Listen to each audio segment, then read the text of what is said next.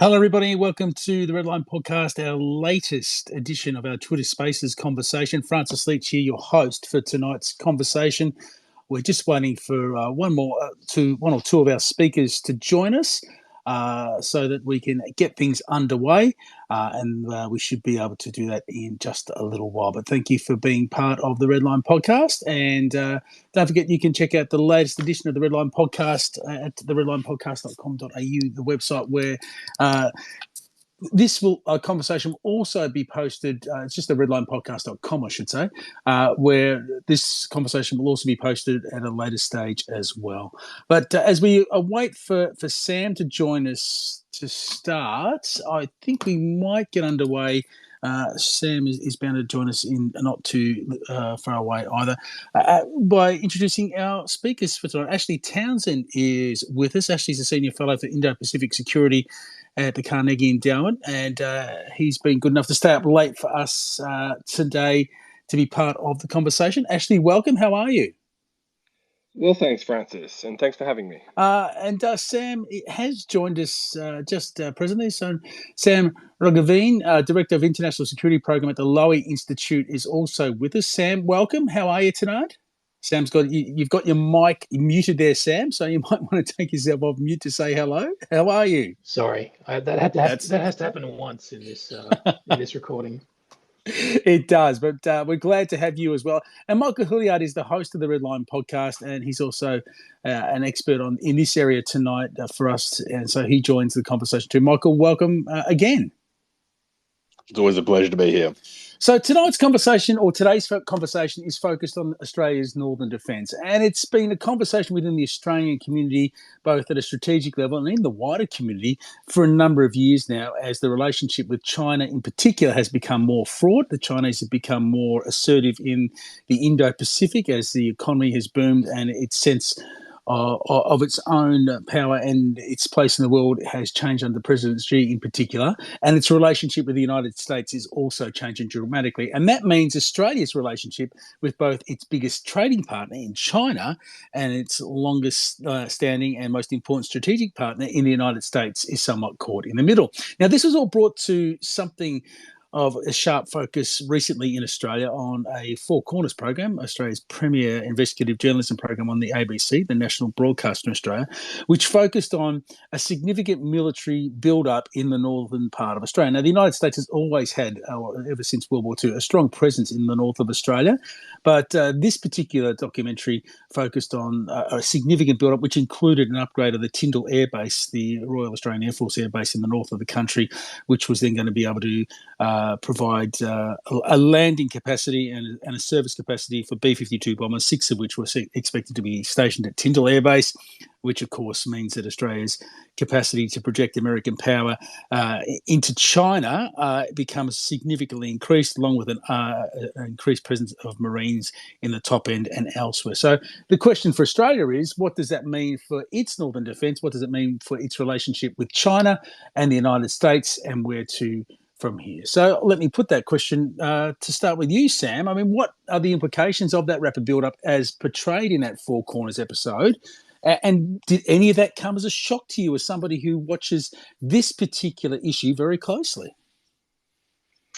I guess the specific news about the B-52s, and we should say potentially not just B-52s, but other US bombers, B-2 bombers as well, could be rotated through this new facility once it's built. That news specifically came as a bit of a surprise. The broader issue of the United States having more of a bomber presence in Northern Australia, that's been established for several years now.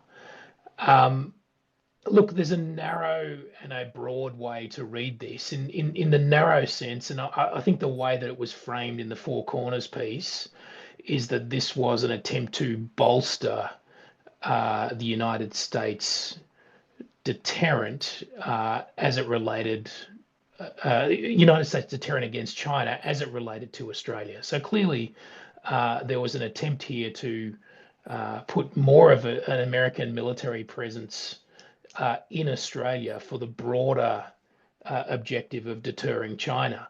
And I think that the big shift here is not just that there are bombers coming to Australia, but that this is seen as an operational capability. Previously, we've hosted American bombers mainly in a training capacity, so that we can train together with them, and that we have large bombing ranges in the north of Australia because there's just so much space there. But the clear suggestion now is that this capability is designed to allow the Americans to have to fly operational missions in the case of war. So in the narrow terms of Australia's involvement with the US and its deterrent of China, this was a boost. But it seems to me, if you look at it slightly more broadly, in America's presence in the region altogether, then actually it's not a boost at all. What the Americans are basically doing is not increasing the number of bombers, or the American military presence in the region, at least as far as I can see. What they're doing is spreading it out more, because they're the large airbase they have in Guam is a lot more vulnerable to Chinese missiles now, and so they have to disperse their forces more in order to make them survivable. And so, effectively, in a regional sense, they're spreading their capabilities out more, but not increasing them.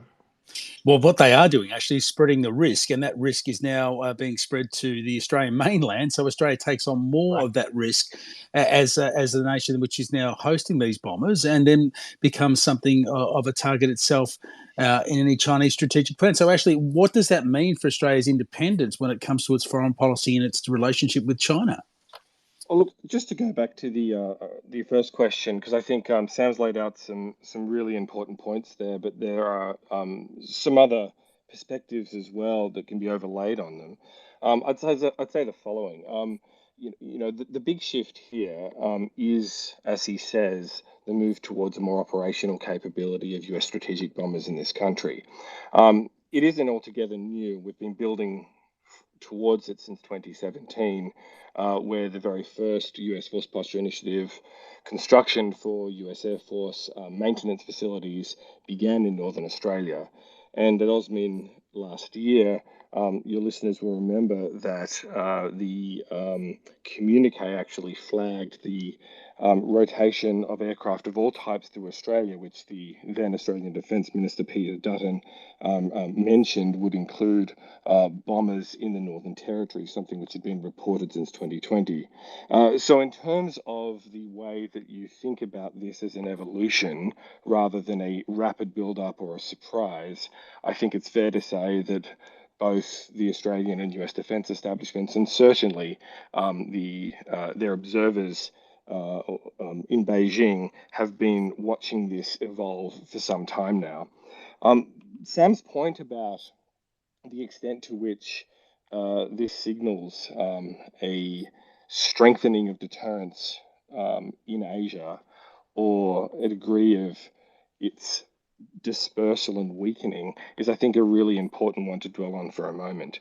The way I would put it is that it's true the US isn't increasing the number of bombers based in Asia, simply because since 2018, the US has had no bombers based in Asia.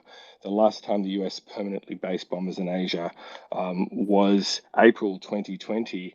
It had undertaken, since the Second World War, a continuous bomber presence off the island of Guam, and that ended in 2018, rather, because of a need, or a perceived need, as Sam says, to shift to a more unpredictable and dispersed footing in order to increase the likelihood that in the event of a war, US bombers would not all be in one place, or will be in a couple of places, because they also operate from Diego Garcia in the Indian Ocean and Hawaii in the Pacific.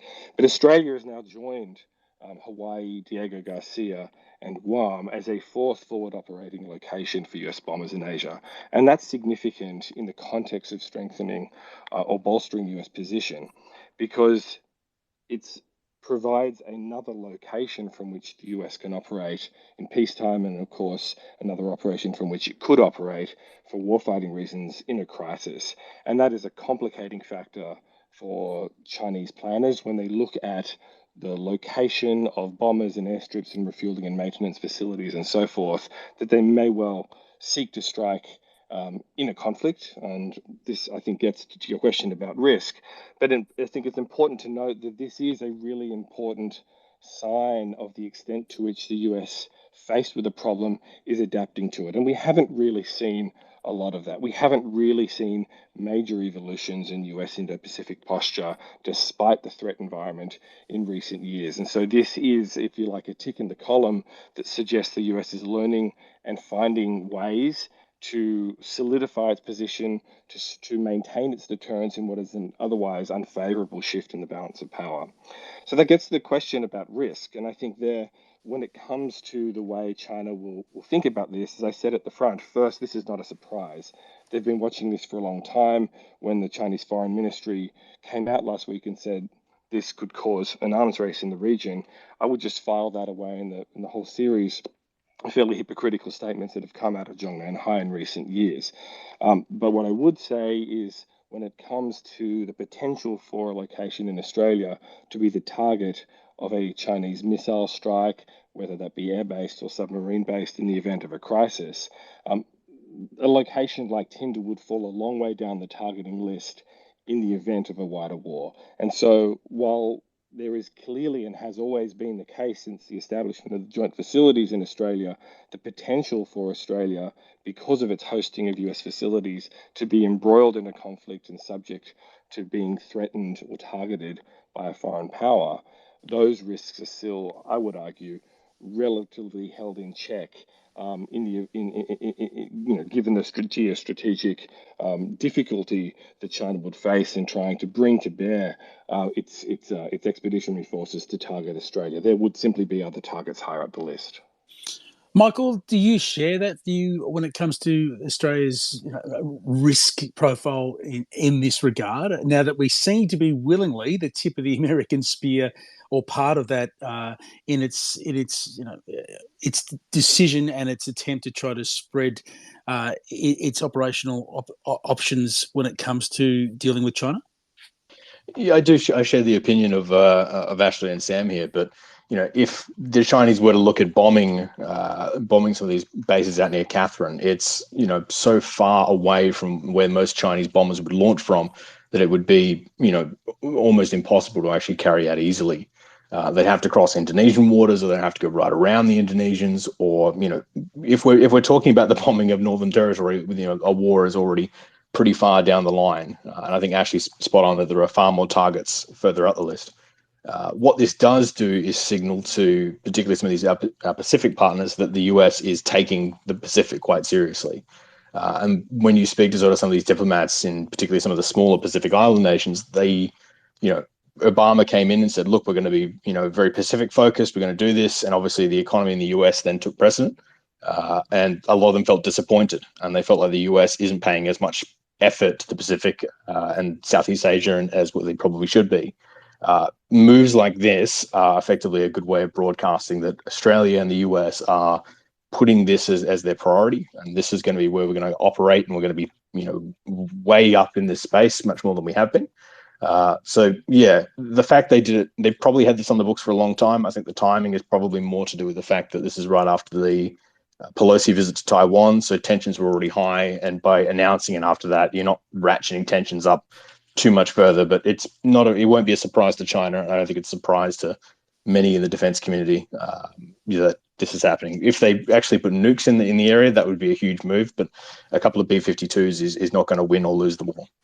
Yeah, it might be a surprise to the general Australian public. I would imagine, Sam, some of this happens beyond most people's view, so that they don't see or understand the consequence of this. But it is obviously very significant. And I look at something that Professor Hugh White wrote last year, he of the Strategic Studies at the Australian National University, in relation to Australia's approach to its relationship with China and the United States. And when it comes to Australia falling into step with the United States, he said, and yet our government seems to have no idea how serious and dangerous our situation become, and no visible plan to fix it. This must count as one of the biggest failures of statecraft in Australian history. Is Hugh being hyperbolic there, or is that the case? Um, I think it's a complicated question with a difficult answer. I do think that Australia has pretty fundamentally misjudged where this contest between the United States and China is moving. There are two big possibilities here. And look, just speaking about Hugh White, the one central point that he has constantly made, which to my mind nobody has effectively rebutted, is that China's rise is not, repeat, not a threat to America's vital security interests. Now, if that is true, if you accept that conclusion, then the whole house of cards tumbles over, because we Australia are relying massively, or choosing to rely massively, on the United States in order to provide for our defence against China, against other nations over the long term. But if Hugh White is right in that judgment, then we are making a pretty fundamental mistake in leaning so heavily on the United States. Just quickly, in response to Michael's comments, he said at the end there that a handful of bombers won't make a difference. I think he's absolutely right. But of course, if you believe that, then you can't at the same time also believe that this move to base American bombers in Australia is a significant commitment to deterring China. It can't be both. It's got to be one or the other. I'll just put your response. Yeah, I agree. It can't be both. I think it's the US loves to keep lots of little stories coming out. Lots of so something's in the news saying, hey, we're doing something in the Pacific every 2 weeks. But most of these stories are very small, very inconsequential, particularly to the defense community. We a lot of people who watch this closely may think not a big move, whatever. But to some people in these sort of civilian communities, it may seem a bit bigger. But yeah, I fully agree with your point that it won't make all the difference. But yeah. Ash, can we look at this through the lens of the situation in Taiwan? And because that will be the flashpoint, it would seem, if there is a conflict. And war is not inevitable in any sense.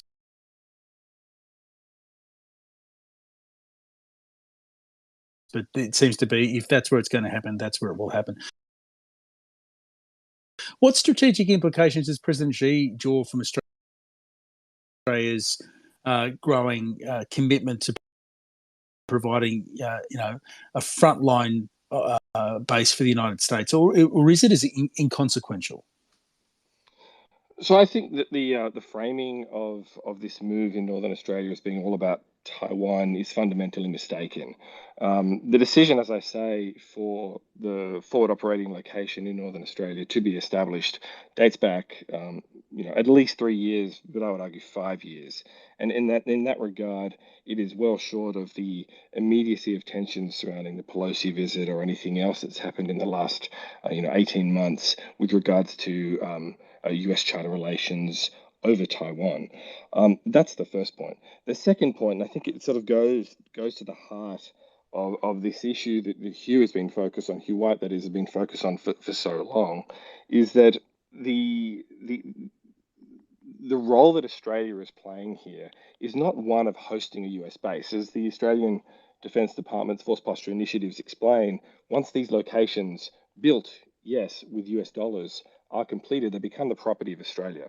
These bases will be combined ones. They're not building a US sovereign territory on this country from which bomber operations will be located. They will bring Australia into the fold as a protagonist in the provision of conventional deterrence and assurance in the region. That is significant. And the reason that all of this is happening again is not because of the particularities around any one flashpoint. Taiwan is one. There are many in the South China Sea. There are many that you could imagine would begin by accident and could spiral out of control at any part in the Indo-Pacific. But Australia's gambit, and the reason that it is taking these steps is this. It's understood increasingly that since about 2017, 2018,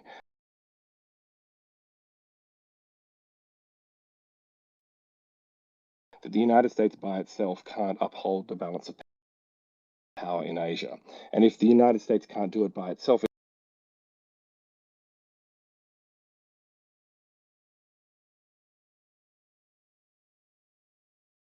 needs help from its allies and partners in the region. That has initiated a whole series of steps in Australia, but also in parallel with efforts in Japan, increasingly in South Korea, increasingly all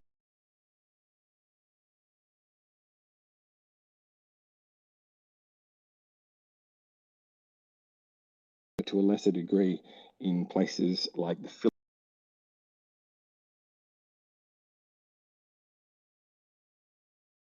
Philippines and India to network and integrate US allies and partners to offset shortfalls in the US strategic position.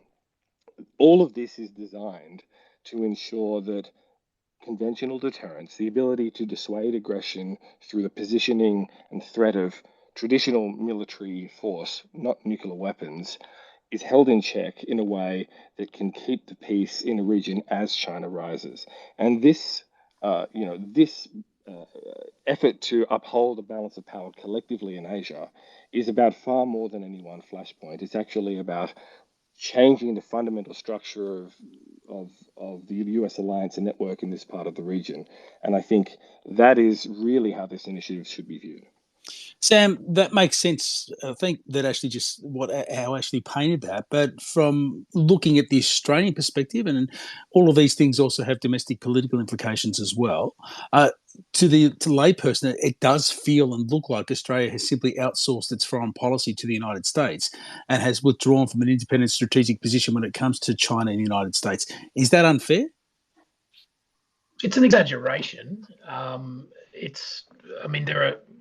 There are certainly areas of policy where we have differences with the United States. I think on the critical question of China, the big, I guess, philosophical difference between the United States and Australia is that, and I admit I'm talking in woolly generalities here, and this point could be rebutted, but it seems to me that there is still not a sense in the United States of acceptance of China's legitimacy as a world power. So there is still not a thoroughgoing acceptance of China's place as a great power, that China should be able to take its place alongside the United States as a superpower, and that certain privileges and rights come along with that. I think Australia has long ago accepted that position, that possibility, and that that reality, and therefore we view the world slightly differently to the United States as a result. We view China slightly differently to the United States as a result.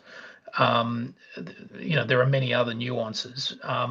Nevertheless, I do think the degree of confluence between Australia and the United States on China is growing, and also the space for independent action by Australia is reducing.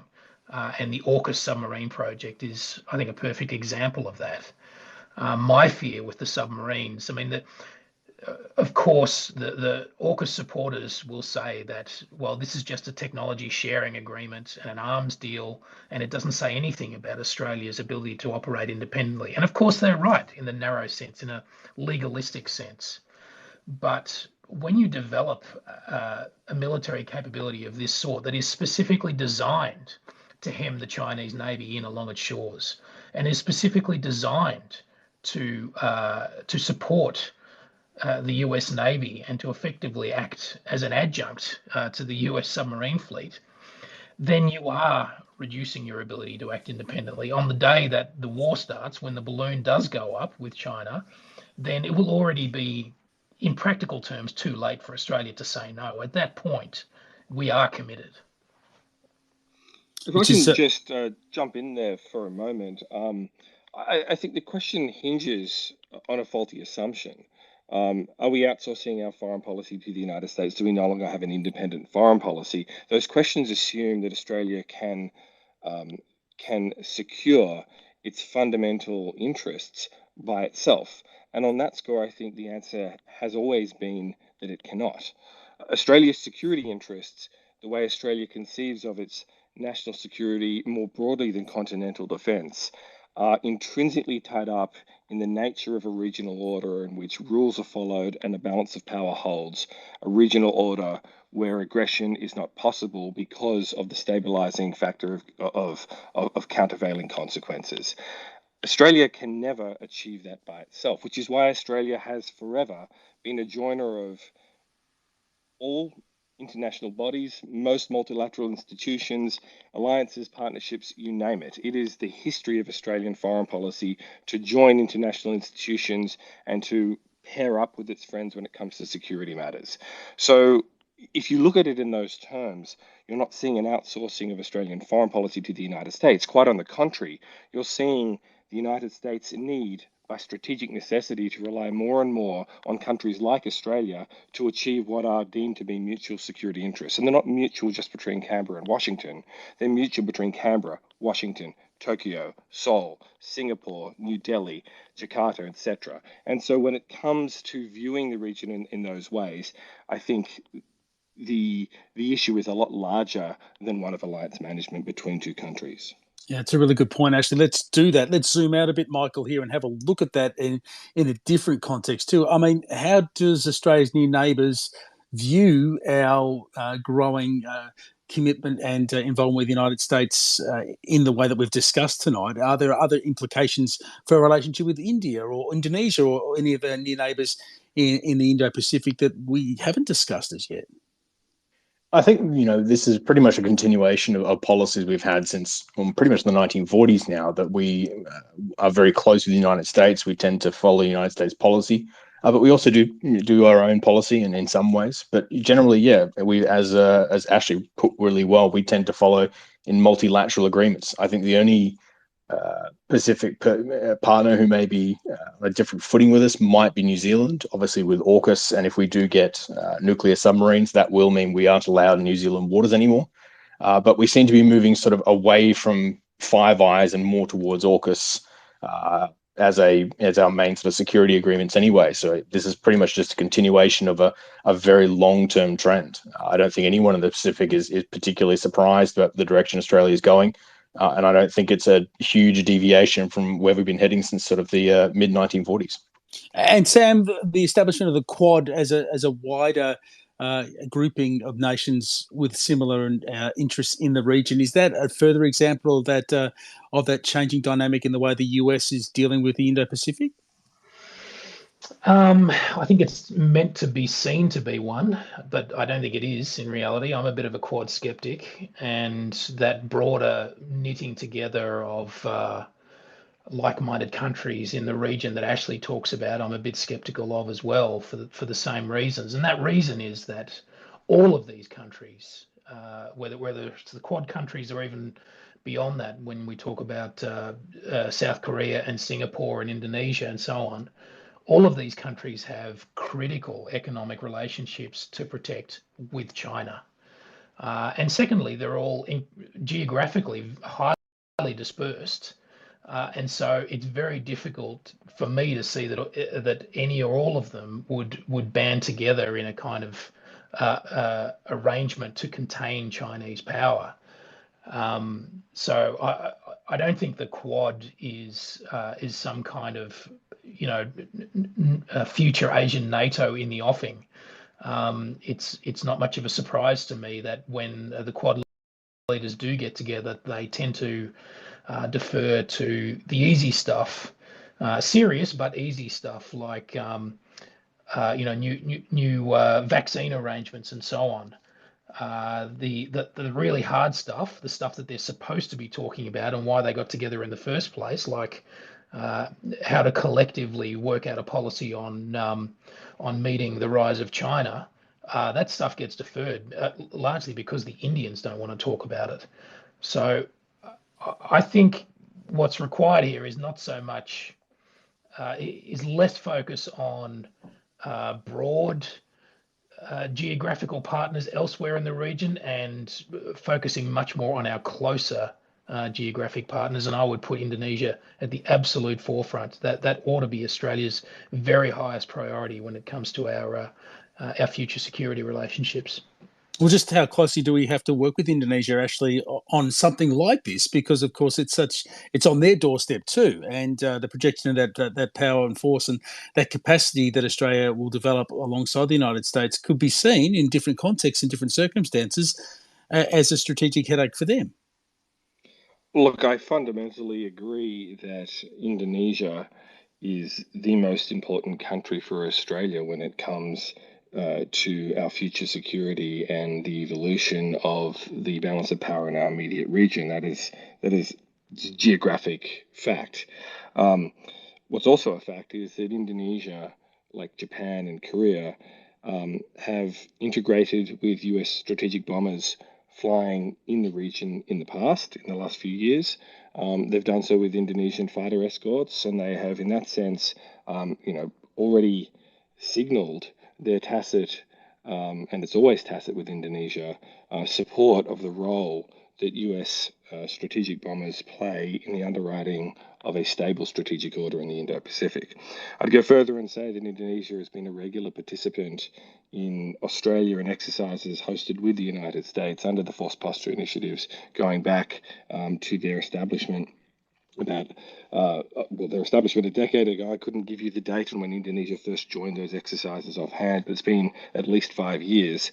And Indonesia was one of several countries that welcomed the 2020 Defence Strategic Update, which frankly is the blueprint for what we've seen play out in the news over the last week and for what the general direction of Australian strategic policy is, and that is this attempt to position Australia to play a greater independent, allied and collective role in upholding and stitching together a balance of power in the Indo-Pacific.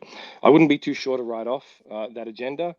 Sam and I could go all day, and I think we probably would if we had a few scotches with us and we're in the same city, on the relative successes and obstacles that agenda faces. No one knows the answer on whether it's going to be successful. But I would just point to 2 data points. The signing finally after a decade of a reciprocal access agreement between Australia and Japan earlier this year, and last week a formalization of an Australia-Korea aerial refueling agreement. These are the kinds of things, the boring stuff of defense interoperability, that are the precursors to that broader strategic policy agenda. We've seen that evolution in other countries, and I think we're seeing it slowly progress. So what Ashley's just painted there, Michael, is a growing interconnectedness between those partners, along with the United States. So how does that look from Beijing? I mean, the idea of containment is something the Chinese would not countenance. So how do they see this? Again, this is just standard business as usual. The Beijing has been seeing this happening for a very long time. But I think one of the other things that we haven't brought up yet is the fact that a lot of these Pacific Island nations, as well as Indonesia, Papua New Guinea, and a few others, they are suffering from a lot of climate disasters and whatnot at the moment. Things are getting a bit rough. And these upgrades will effectively allow us to do better disaster relief. And I think one of the best foreign policies we can do was really well demonstrated with Tonga recently, that when they had that huge volcano eruption, Australia was on the ground very quickly with supplies and help and to do whatever we can. And that really shows, when you have a disaster happening in any of these nations and you see, Australian flags and Australian soldiers there to help very quickly, that's a good thing to do. And it's, great PR for Canberra.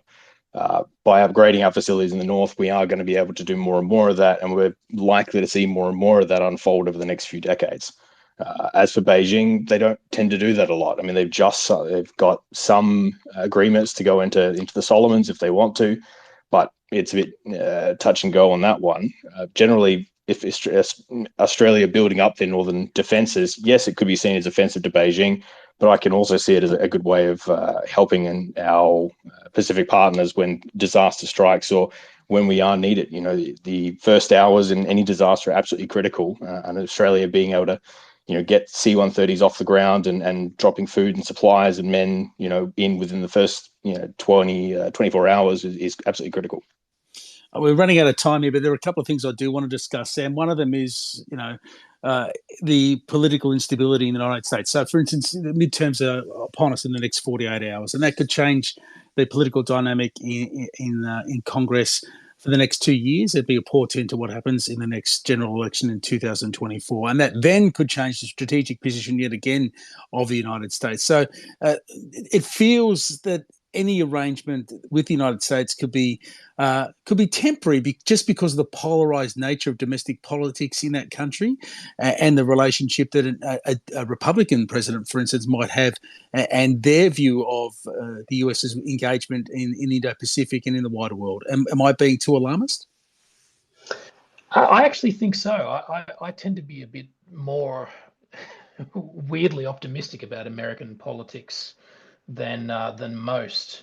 I think the United States has a great deal of really deep-seated stability, but also just an ability to cope with what looks to the outside like madness and extremism. More of that capability than most Western democracies, certainly than European democracies. So I remain, weirdly optimistic about the United States, or at least in relative terms to other observers. That said, I admit I'm in the minority there, and in fact, it is slightly strange to me how little impact the Trump administration, or for that matter, the January 6 events in the US Capitol, seem to have in Australia, because we know now from the historical record that the Morrison government started negotiating with the Biden administration in May. So barely, 3 months, 3 or 4 months after the events of January 6th, and after Donald Trump had left office. So, the paint would barely have been dry on the repairs to the Capitol when the Australian government approached the United States and said, you know what, we want to double down on the alliance. You would have thought, even if you were relatively optimistic like I am, that it would have been a cause for some kind of contemplation and deep thought about where domestic American politics was going. But there's no evidence that happened inside the Morrison government, and there's no evidence that the current Labor government is doing it either. Ashley, do you share Sam's optimism on that issue? I'd broadly agree, and make the observation that right through the Trump presidency, although Australian diplomats and Australians generally were concerned about the actions that Trump might take in terms of US policy globally and domestically, of course, as well, but speaking about foreign policy, the way that US policy towards Australia and in the context of alliance management played out was actually very conducive to making progress. The investments that are now underscoring the renovations at RAF Base Tyndall that we're talking about today were authorized, or the beginnings of them were authorized in 2017, 2018 National Defense Authorization Acts. So the US government, at the same time as it was shaking down allies in Northeast Asia because of Trump's preferences to pay more for hosting US forces, was spending tens of millions of dollars to accumulate a total of upwards of $1 billion over that period of time in investing in US posture in Australia. That to me is the sign of the importance that Donald Trump and his administration accorded Australia, but it is also a sign of what Sam's saying about the remarkable ability of things to continue to grind on in the context of political chaos, and in ways, in this case, that were certainly conducive to the strengthening of posture agreements here. And just to finish, Michael, if we focus back on Australia for a moment, this particular growing and strengthening relationship with the United States, it certainly gives Australia a stronger capability posture. But if we had to look at where those gaps remain for Australia at the moment, what would be the priorities? I mean, there's always room to improve. Obviously, our submarine fleet is, getting quite old. We have ordered these new subs from the US, but they will take a long time to actually get here. Obviously, some of our armed forces are not a huge number, but they're very well trained. So it's hard to know what we should be preparing for. There's a big dichotomy happening in a lot of the defense community, whether we keep looking at small arms and we keep looking at sort of Afghanistan style, force build, or we keep, we look down towards, much larger scale battle stuff. And that's a big question to ask, and one I don't think I have a proper answer for. I'm probably, hedging my bets either way on that one. Look, I want to thank everybody for being here tonight. I want to thank Sam Roggeveen, the Director of International Security Program at the Lowy Institute, for joining us. Ashley Townsend, who's the Senior Fellow for the Indo-Pacific Security at the Carnegie Endowment, and to Michael Hilliard, the host of the Redline podcast as well, the latest edition of which you can get from your favourite podcast platform, but also from the redlinepodcast.com. It's a brilliant episode on an issue that's not unrelated to the one we're talking about tonight, the geopolitics of microchips, which is something that is, of course, another strategic stress point between the United States and China. Sam, thank you for being with us. Ashley, thank you as well. Thanks, Francis. And we will catch you on the next edition of the Redline Podcast Twitter Spaces event. Michael, thank you very much as well. I know you've got more podcasts to get making, so I better let you get off here. This will be available, Michael, on the Redline Podcast YouTube channel, also on the website, and also via our Twitter feed to re-listen and share with people that might be interested in this topic again in the next 24 hours. Is that right, Michael? It is indeed, yes. Okay. Look, thank you, everybody, and we will catch you on the next one, but bye for now.